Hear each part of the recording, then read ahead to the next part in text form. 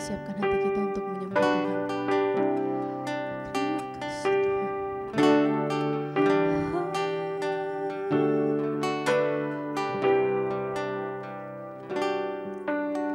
Saat semua hilang dan pergi, ku senang kau di sini sebagai penerang dalam kegelapan. Kau menuntun langkahku, kau memulihkan diriku dengan cinta dan kelembutanmu. Ada di sampingku, tegarlah hatiku, kau penolongku untuk melihat keindahanmu. Tiada kasih sepertimu, begitu dalamnya menyentuhku. Kemanapun ku cari, ku tahu tak ada kasih seperti kasih-Mu, oh Tuhan. Tiada kasih seperti-Mu, begitu dalamnya menyentuhku. Kemanapun ku cari, ku tahu tak ada kasih seperti kasih-Mu, tak ada kasih seperti kasih-Mu, tak ada kasih seperti kasih-Mu.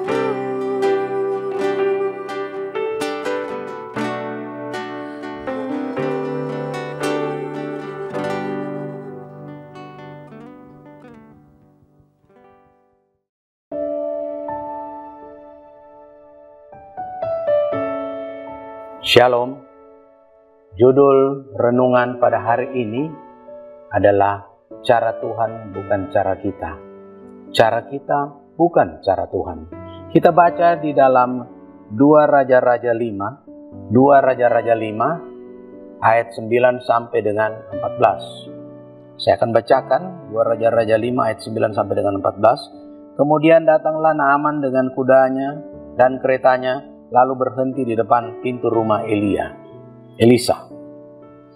Elisa menyuruh seorang suruhan kepadanya mengatakan, pergilah mandi 7 kali dalam sungai Yordan, maka tubuhmu akan pulih kembali sehingga engkau menjadi tahir. Tetapi pergilah Naaman dengan gusar sambil berkata, aku sangka bahwa setidak-tidaknya ia datang keluar dan berdiri memanggil nama Tuhan Allahnya, lalu menggerak-gerakkan tangannya di atas tempat penyakit itu, dan dengan demikian menyembuhkan penyakit kustaku. Bukankah Abana dan Parpar, sungai-sungai Damsik, lebih baik dari segala sungai di Israel? Bukankah aku dapat mandi di sana dan menjadi tahir? Kemudian berpalinglah ia dan pergi dengan panas hati.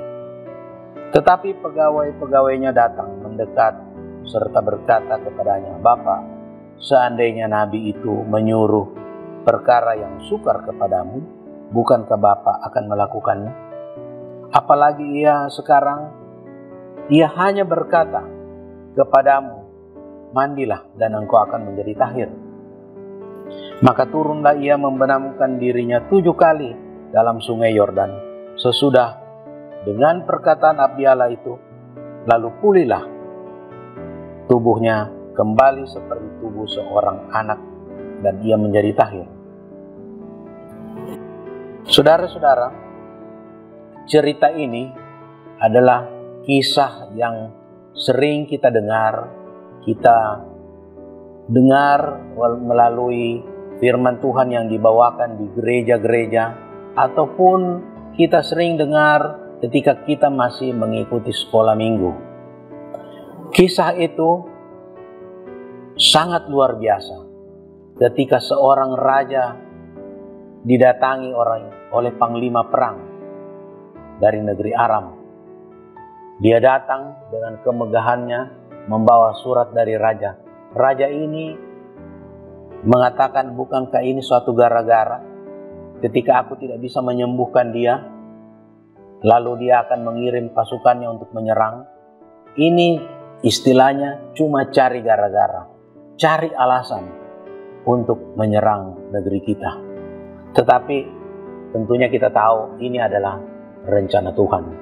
Tidak ada yang berjalan di bumi, di dunia ini tanpa pengetahuan dari Tuhan. Dan cara Tuhan itu luar biasa, saudara-saudara. Cara Tuhan memang bukan cara kita. Cara kita bukan juga cara Tuhan. Ada beberapa hal yang kita patut catat di sini, bahwa Naaman ini seorang panglima perang yang sangat sukses, tetapi sayang dia menderita kusta atau lepra.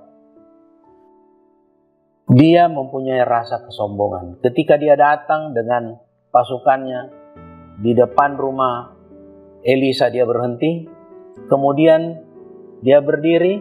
Mungkin dalam hati kecilnya dia berpikir bahwa nanti nabi yang dia maksud itu akan keluar, menggerak-gerakkan tangannya memanggil Tuhan, kemudian dia sembuh. Itu skenario pikiran dari Naaman sebagai panglima perang. Dia pikir mungkin dia disambut dengan kemegahan, karena walaupun bagaimana di negaranya dia itu panglima perang, pasti dia hormati selain raja tentunya. Kemudian ada kesombongan ini. Kesombongan inilah yang dia tetap pertahankan kemanapun dia pergi. Tapi untung, dan ini semua rencana Tuhan, dia mau mendengar nasihat dari para pembantunya.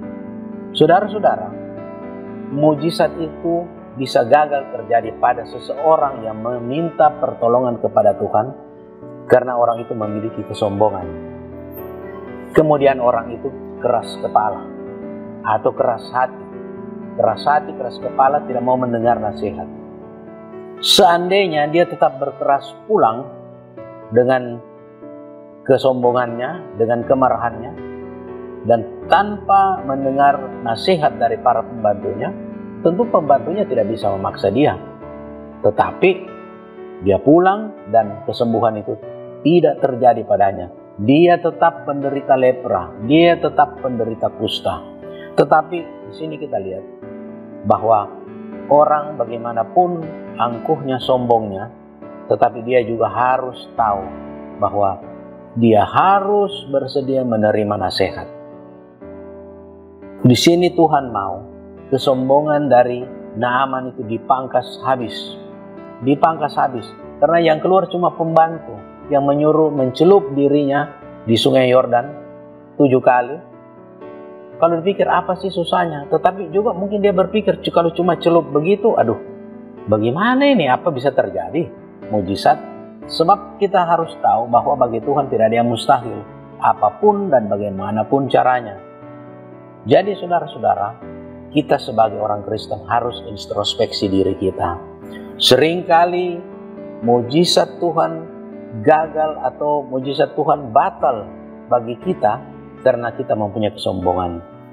Kedua, karena kita keras kepala. Naaman kesombongannya dipangkas habis. Kemudian dia bersedia mendengar nasihat dari teman-temannya. Bukan teman-temannya, tetapi pegawai-pegawainya. Lebih tepatnya dikatakan pegawai-pegawai. Dan dia mengalami kesembuhan. Kita tahu bahwa bagi Tuhan tidak ada yang mustahil. Bagaimanapun caranya, apapun caranya, tetap kalau Tuhan perintahkan, dengar. Kita ingat sejarah bangsa Israel ketika menyeberang Laut Teberau. Caranya Tuhan luar biasa, memimpin mereka berjalan melewati suatu lembah, suatu jalan yang sempit, kiri kanan gunung, di depan laut. Ketika menoleh ke belakang, terlihat debu-debu mengepul dari kereta berkuda yang sedang berlari menuju kepada mereka. Secara manusia tidak mungkin mereka lolos. Mereka kembali pasti ditangkap. Mungkin ada yang dibunuh. Mereka mau memanjat tebing kiri dan kanan, tidak mungkin. Mereka bukan pendaki gunung handal. Tidak mungkin mendaki dengan bawa anak-anak dan istri-istri mereka, apalagi membawa ternak. Mau maju ke depan, laut. Secara manusia itu sudah tidak ada jalan lain. Tidak ada jalan lain. Semua sudah tertutup. Tetapi tidak ada satupun yang menyangka ketika Tuhan menyuruh Musa membelah laut sehingga mereka bisa masuk jalan memasuki laut dan dalam keadaan kering kemudian menyeberang. Siapa sangka? Saya saudara-saudara sempat nonton filmnya itu The Ten Commandments. Sudah lama, puluhan tahun yang lalu. Luar biasa sekali. Film itu sangat panjang, tetapi itu kisah nyata. Jadi saudara-saudara, yang kita perlu tangkap rema pada hari ini, bahwa kita harus tahu, jangan kita sombong. Jangan kita keras kepala. Agar mujizat Tuhan bisa terjadi pada kita. Kita dengar saja apa kata Tuhan melalui firman-Nya. Kita dengar, kita patuh, Tuhan yang nanti akan beracara. Sekian renungan pada hari ini. Tuhan Yesus memberkati. Bapa yang bersemayam dalam kerajaan surga, Bapa yang kami kenal dalam nama Tuhan Yesus Kristus, terima kasih untuk renungan firman-Mu. Terima kasih untuk kesempatan yang Kau berikan kepada kami untuk mendengarkan sebagian dari firman-Mu. Kiranya firman-Mu ini tertanam dalam hati kami, bertumbuh dan berbuah-buah dalam kehidupan kami sehari-harinya. Tolong Tuhan jemaat-Mu yang saat ini mungkin lagi dilanda kesusahan, dilanda pencobaan, berikan kelepasan, berikan kekuatan. Tolong mereka yang lagi berusaha, pekerjaan yang Kau berkati, yang lagi studi, berkati studinya, semua usaha pekerjaannya apapun yang mereka lakukan, berkati Tuhan, semuanya untuk hormat kebesaran kemuliaan nama-Mu. Dalam nama Tuhan Yesus Kristus kami berdoa, haleluya, amin.